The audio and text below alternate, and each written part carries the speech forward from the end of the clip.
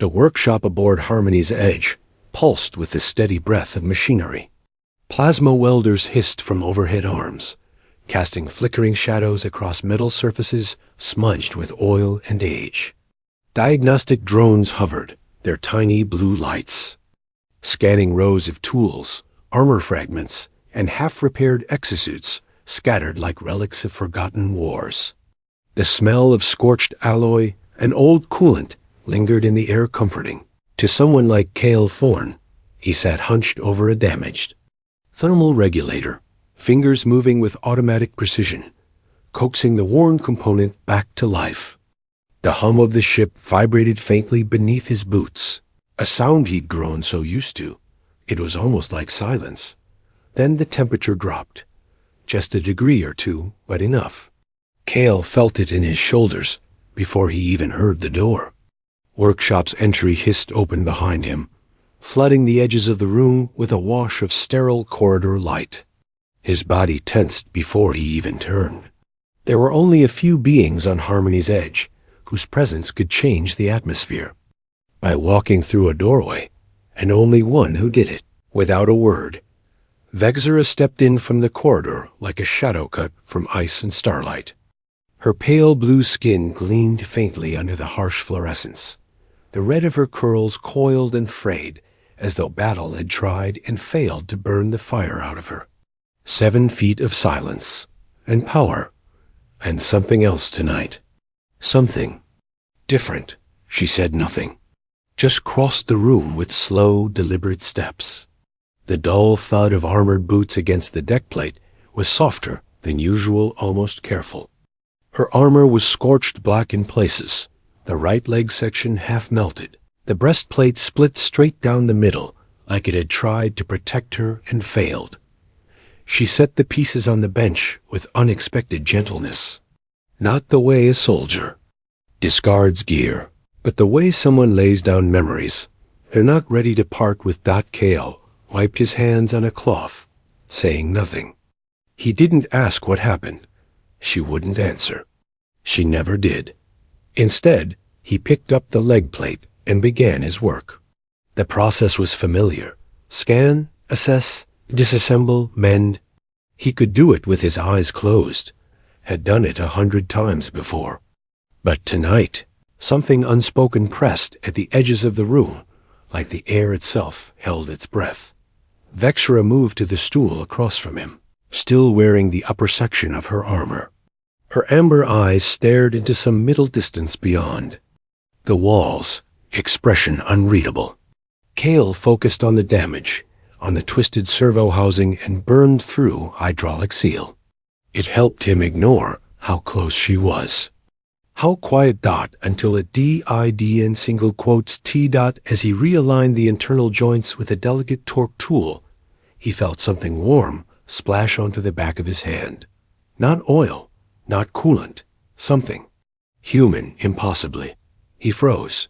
The droplet sat there clear, shimmering faintly in the light. A tear. Vexera's tear. Cale lifted his gaze, and for the first time since he'd known her, their eyes met and stayed. Her mask didn't fall, but it cracked. Enough for him to see it. Grief, not just sorrow. Not pain. Grief that had been caged behind duty and armor, buried beneath strength and legend. It burned into him, not from temperature, but from meaning. She had bled before in front of him, but never wept. Something fundamental shifted then. Between them. Not loud, not spoken, but real. Cale didn't speak, didn't wipe the tear away. He just let it sit on his skin, cooling slowly, like a signal left by a star collapsing quietly in the dark. He looked back down at her armor, but the repair no longer felt like maintenance. It felt like excavation, as if the story he was about to uncover wasn't etched in words, but in scorched metal and silence. This wasn't just a suit. This wasn't just a tear. And this night wasn't just another repair. The next night, Cale almost expected her not to return. After the tear, after that one flickering moment when Vexera's wall had buckled, he'd half convinced himself it had been a glitch. A single breakdown in her otherwise perfect system of control. A warrior's mistake she would never repeat. But as the hours passed and the workshop ticked into quiet solitude once again, he didn't shut down the lights, didn't power off the diagnostic pads, or finish cleaning the soot from the welding cradle. He waited. And when the door hissed open, colder than the first time, she entered without a word. Tonight, she carried only her breastplate, the one split, clean down the center, its jagged fracture running directly through the engraved sigil of the Kethmor, a star flanked by twin blades. Now, the blades curled away from one another, bent and blackened like ribs torn open. She set it on the bench with the same gentleness, and Kale, wordless as always, took up his tools. But the silence between them was different. Now, it wasn't empty. It was charged, like a field between two magnets just before contact. His hands worked automatically as he dissected the damage, scanning the composite alloys, noting where the impact trauma had come from above and slightly to the right missile. Blast shrapnel? No, it didn't matter. Not in the way it had before. Behind him, Vexra sat in the same stool, but she wasn't staring into the distance anymore. She was watching him. He could feel it, her eyes tracking his every movement, not in suspicion, not in the clinical way soldiers observe.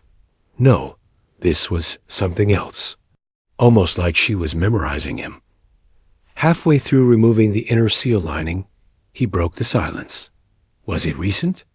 The words floated between them, soft and calm. Not a demand, just an offering. There was a pause. Then her voice, gravel and starlight, rasped back. 3 days. Kale looked up. She didn't blink. We walked into a trap, she continued, her voice a notch too steady. I led them in. Thought I knew the terrain. Thought I'd outmaneuvered them. He set the tools down slowly. They knew we were coming. The moment we dropped out of warp, they hit us with plasma mines. Cluster. Fire. Kemp net. Her hand curled into a fist on her thigh. I watched Kiva's ship spin into the gravity well. I felt Lyrian's pulse drop through the neural sync before she even screamed. Her voice cracked, just once. Like the armor in front of him, I was the only one who made it back. The bench was silent, except for the faint whir of the scanners. Cooling fan.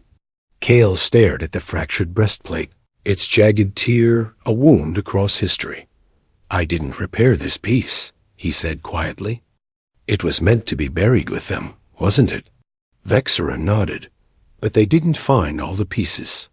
I couldn't leave it behind. Her fingers, long and calloused, hovered over the sigil. This was carved by my first sister. She said it made the armor stronger. That symbols matter. They do, Kale said. Even when they're broken. Vexra's jaw tightened. I was supposed to die with them. That's the bond. That's the oath. You didn't, he said. You came back. Her gaze snapped to his. You think that's mercy? No, he said. I think that's the beginning of something else. For a long time, she didn't respond. Just watched him as he returned to the breastplate, removing the damaged control conduits and brushing away carbon scoring. She stayed silent through most of it, but her hands stopped trembling. Her shoulders always hunched with the weight of invisible burdens seemed to lower, just slightly. I keep hearing their voices, she whispered after some time. In the corridors, in my sleep, even in silence. Kale didn't look up. What do they say? Nothing. A pause. They just call my name. He set the re-welded inner plate aside. And here? Her brow furrowed. In this room, he said. Do you hear them here? She looked around the scanner hum. The faint hiss of pressurized air, the warmth of old metal. Then she met his eyes again. No, she said. Here it's quiet. Kale nodded once and resumed the repair, his hands steady, heart loud. In his chest, the warrior who had led 7 sisters into a death trap now sat in a mechanic's den, speaking not in commands, but confessions. Every word she gave him was a fragment of something precious. And as he worked, he understood something more clearly than he could ever explain. He wasn't just fixing armor. He was repairing a cathedral of memory, and the pieces weren't scrap, they were sacred. Asterisk. The days that followed passed not like clockwork, but like tide, gentle in its repetition, but always shifting beneath the surface. Vixera returned each night. Never a knock. Never announcement. She'd appear in the doorway of the workshop like she had always belonged there, her silhouette etched in the sterile white light of the corridor before dissolving into the warm, humming sanctuary of metal and oil. Sometimes she brought damaged equipment. Sometimes just her presence. And sometimes she brought pieces of herself. Cale never asked questions. He never pressed. He simply made space on the bench, in the quiet, in the rhythm of his work. Asterisk. She'd take the same stool, folding herself down in a way that made her seem smaller despite her towering form. And for the first few nights after that tear had fallen on his hand, that was all she did. She watched. Not like a warrior analyzing, not like a soldier waiting for the mission to resume. She watched like a person drifting toward the shore after being lost too long in space. She spoke rarely, and when she did, it came in fragments. Asterisk. They braided my hair before every deployment, she said one night, her fingers absently twisting a red curl.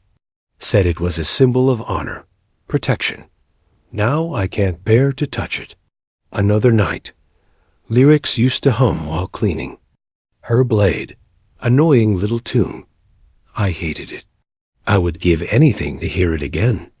And another. I thought I was ready to die, but I wasn't ready to be the only one who lived. Cale would pause, sometimes looking up, sometimes just listening with his hands still moving over damaged plating or melted servos. He never interrupted. Her grief. He simply anchored it. He shared too. Not in stories, but in scraps. An old tool with his brother's initials scratched on it. A dent in the far wall from the time a rogue power core nearly took his arm. A cracked mug etched with a faded logo from his first ship. This place. It remembers, he said once, catching her eyes as she traced a groove in the workbench. Not the way we do, but it remembers who sat here, what broke, what got fixed. That night, she lingered longer than usual. And the night after, she brought something new. A small, palm-sized crystal clear, but threaded with veins of pulsing blue light. She held it delicately, like a relic, and offered it to Cale without explanation. When he activated it, soft music filled the workshop. It wasn't human. Not even close. The melody rose and fell in haunting spirals, alien harmonies looping like starlight through fog. It shimmered with emotion, not sound. It wasn't just heard, it was felt. In the chest, in the teeth, in the marrow. Vex, ear closed. Her eyes swaying slightly, one hand over her heart.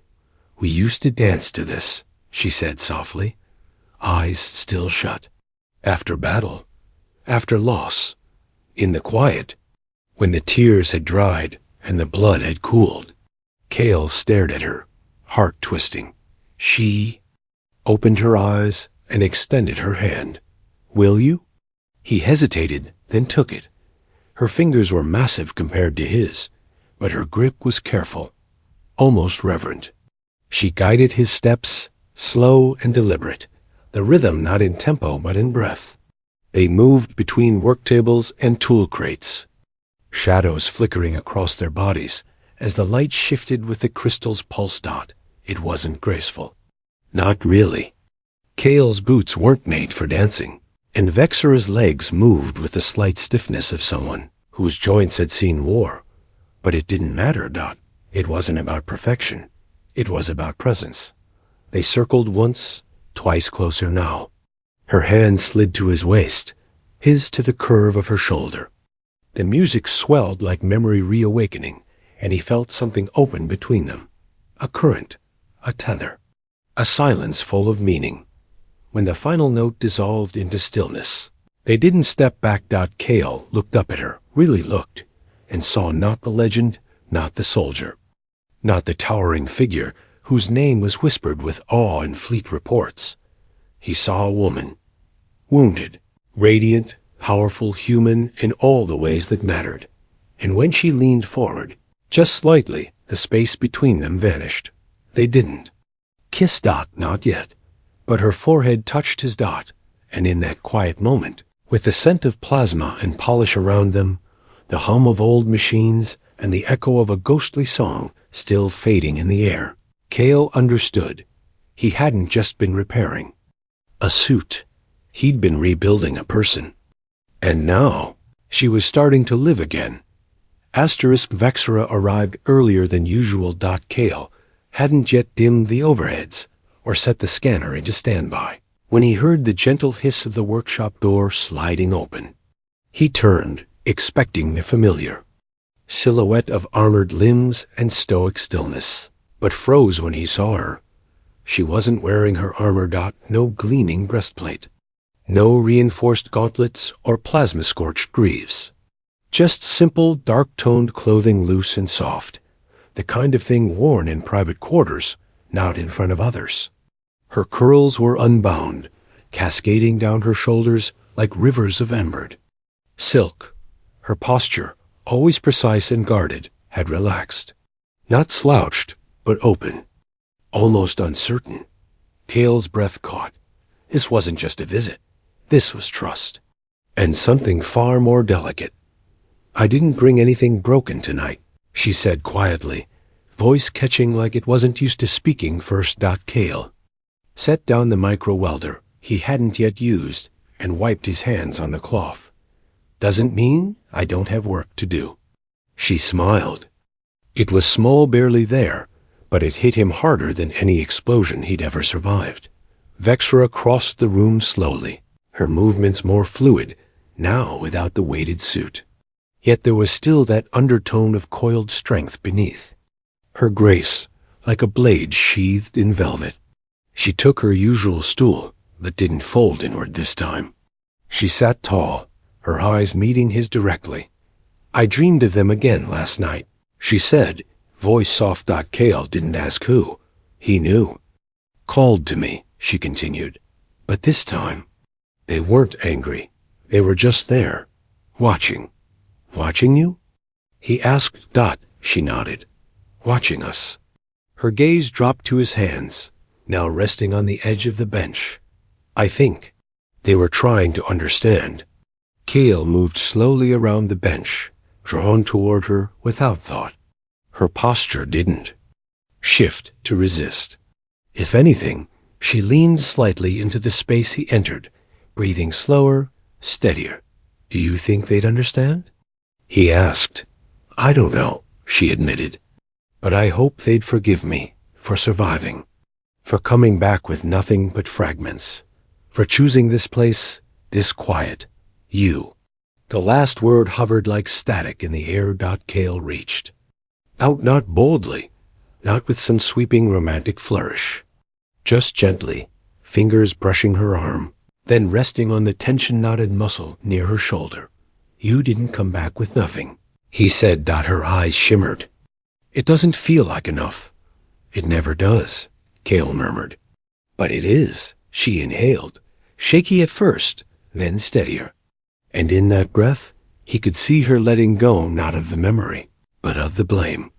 Kale's hand didn't move, and neither did she. The workshop was silent, the kind of silence heavy with possibility, with tension, coiled too long and held too tight. And then, slowly, she turned to face him fully. Amber eyes, luminous in the low light, searched his. "How do you do it?" she asked. "How do you take broken things and make them whole again?" He swallowed. "Patience," he said. "Care. And sometimes you have to trust that the pieces want to be put back together." Her fingers came up, brushing against his cheek. Larger than his, calloused but trembling, they cupped his face as if he were something fragile, something worth holding gently. "I haven't let anyone this close since," she began, the words falling apart before they finished. "I know," he whispered, pressing his hand over hers. "We'll go at your pace." The air between them shifted, no longer just heavy, now charged. His heart beat loud in his ears as she leaned forward slowly, giving him every chance to pull away. He didn't. Their lips met soft at first, more breath than contact. But the spark between them was undeniable. When she kissed him again, it deepened, heat blooming beneath skin and bone. Grief cracking like ice under spring. Kale rose on his toes to reach her better, hands resting on her waist. She pulled him closer, like he was something she'd held back from needing for far too long. There were no declarations, no dramatic confessions.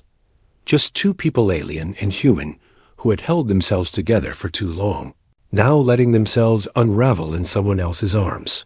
They moved together to the small cot nestled in the corner of the workshop, originally meant for overnight projects, now a cradle for something new.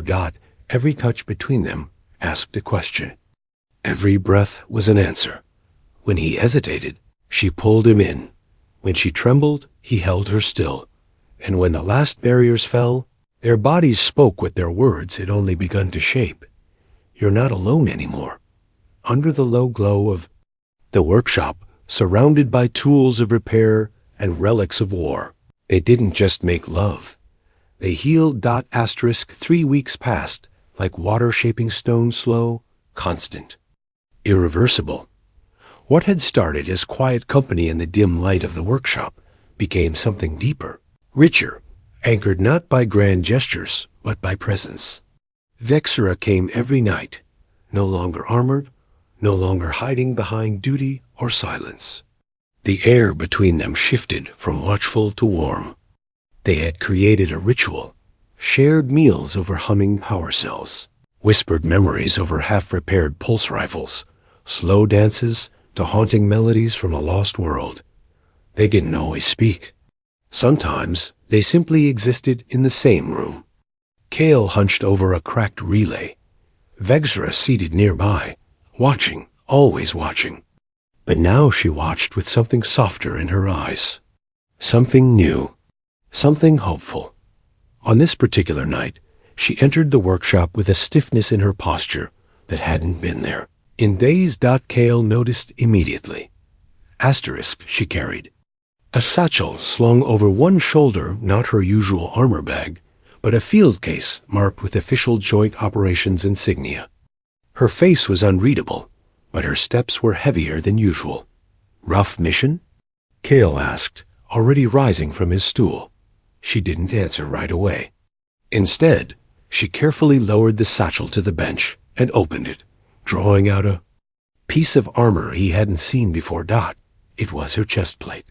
The original one, scarred and scorched beyond recognition. The Kethmore insignia at the center had been shattered, a jagged split running straight through it like a wound too deep to stitch. Asterisk? Kale's breath caught as he reached for it. The metal was cold to the touch and brittle at the edges. "They've been studying us," Vexera said quietly, lowering herself to the stool beside him. "The enemy. They know our tactics now. Our formations. Our fallback patterns." He glanced at her, waiting. "Every move I made today, they anticipated. Every order I gave was countered before it finished transmitting." Her fists clenched in her lap. "I'm becoming predictable. Soft. My sisters would be ashamed. They'd be proud you're still fighting," Kale said, his voice low but steady. "They'd be proud you're still standing." She didn't respond, but she didn't deny it either. He stepped behind her, setting the chest plate aside with care, then slowly reached for the release clasps on her undersuit. She said nothing as his fingers worked with practiced precision, undoing the buckles and clips until the fabric parted and the suit peeled away to reveal the pale blue skin beneath. The skin was marked, not just by old battle scars, but by the deep, tight lines of strain held too long. Her breath hitched, not from pain, but from vulnerability. For the first time in weeks, she was truly unarmored in front of him. "I dream of them," she whispered, not turning around. "Every night. I see their faces as the ships fall. I hear them screaming my name, asking me why I wasn't faster, why I didn't die with them." Kale's hands paused on her back, then slowly moved, gentle, careful, tracing along the lines of her shoulder where muscle had knotted into cords. She flinched slightly at first, then stilled. "You carry their memory," he said. "That's not weakness. That's love." She turned to look at him over her shoulder, amber eyes wet but resolute. "How do you do it?" she asked. "How? Do you take broken things and make them whole again?" "Patience," he said, fingers still tracing circles into her skin. "Care. And sometimes—" He hesitated, the air between them electric with proximity. "You have to trust that. The pieces want to be put back together." Her expression softened, the weight on her brow easing just enough for him to see the woman underneath the warrior. Again, her hand came up, large and gentle, and she cupped his face like he was something rare, precious, worth protecting. "I haven't let anyone this close since," she began. "I know," he whispered, placing his hand over hers. "You don't have to explain. We go slow. We go your pace." The edges of her lips lifted, something between a smile and surrender. Then she kissed him again, and it was different this time. Not desperate, not cautious, just certain. Later, lying beside her on the cot as the ship's ambient hum carried. Unlike distant thunder, Kale watched her as she slept, her body curled against his like a mountain finally finding peace in the valley. Her breath had settled. Her brow, usually furrowed even in rest, was smooth. When her eyes fluttered open, she didn't startle. She just smiled, sleepy and soft. "I dreamed of them again," she said. He brushed a red curl from her face. "And?" "They weren't dying this time," she murmured. "They were dancing, watching me." "Were they still calling your name?" She nodded. "But not in pain. Just to tell me it's okay." Kale held her hand, thumb tracing slow lines along her palm. "The nightmares are fading," she said, almost in disbelief. "Maybe it's not about forgetting them," Kale said. "Maybe it's about letting them see you live." She blinked slowly, then reached over to the table, grabbing something and handing it to him. A data pad. Kale sat up, scanning it. Transfer requests, mission briefs, a new assignment. His name was listed beside hers. "They want us on Nova 12, she said. "Frontier colony. They need someone to train defense squads, and someone to maintain field systems." Kale looked at her, heart pounding. "You want us to go together?" "I want to build something together," she said firmly. "Not just patch what's broken, but create something new." He set the pad down, cupped her face in both hands, and kissed her deep, full of promises neither of them had dared speak until now. When they pulled apart, he whispered, "I can't think of anything I'd rather do." And as the soft lights of the workshop glinted off the broken Cathmore armor beside them, Vexera smiled. For the first time, it wasn't haunted. The morning of their final shift aboard Harmony's Edge arrived quiet and silver gray, the cruiser, gliding through the edge of a nebula, its hull glowing faintly with refracted starlight. The ship had never felt more like a ghost of its former self to Kale, half memories, half machine. The place where everything had started, the place where she had broken, the place where they had begun again. He stood at the edge of the mirror. In his quarters, fastening the collar of his standard-issue engineering jacket. The stitching was frayed. The left cuff was permanently smudged from plasma oil. He had half a mind to replace it, but Vexera had once said it smelled like burnt hope and honesty. He'd kept it ever since. She stood behind him now, watching her. Reflection. Vexera had never looked so unlike the legend they all knew, and yet never more like herself. Her dress uniform hugged her frame, dark indigo against the soft blue of her skin. Her red curls had been braided tightly down the sides in the old Cathmore fashion, a ritual once reserved for deployment. Her shoulders bore the weight of command, but her posture was calm, grounded. On her chest she pinned the split insignia of the Cathmore Guardians, 2 blades encircling a star. It had been repaired, but not hidden. The scar down its center remained visible, left on purpose. Beside it, a second emblem gleamed, a small pendant Cale had crafted in the workshop from salvaged star alloy. It depicted 2 orbiting stars, one large, one small, locked in quiet gravitational dance. She touched it now, her fingers resting just above her heart. "Ready?" Cale asked softly, stepping beside her. Vexera's eyes met his in the mirror, warm and unwavering. "With you?" she asked. "Always." They walked the corridor hand in hand, passing crewmates who had once looked at Vexera with awe or fear. Now, the looks they received were different. Respect, quiet understanding. Some even smiled. Wordless, yes. But Cale could feel it in the way heads tilted slightly, the way conversations paused as they passed. The entire ship had watched them change, had witnessed the slow miracle of grief learning how to breathe again. They reached the bridge just as the departure orders were to be issued. The captain greeted them with a nod, handing over the transfer packet with a tight smile. "You've both served this ship well. You'll serve the colonies even better." But not everyone was pleased. Commander Rylan, a human officer stationed under Vexera's command, stepped forward from the side of the room. His jaw was rigid. His eyes flicked to their joined hands, then to the pendant on her chest. "I mean no disrespect," he began, voice sharp. "But is this wise? Emotions, attachments, they compromise command structure. The Cathmore were known for discipline." Vexera turned slowly. The bridge fell into hushed stillness. She took one step forward, not with aggression, but with presence. "I was forged in discipline," she said, "sharpened by war, tempered by loss. I was the Cathmore." Rylan faltered, but she didn't stop. "And I died with them once.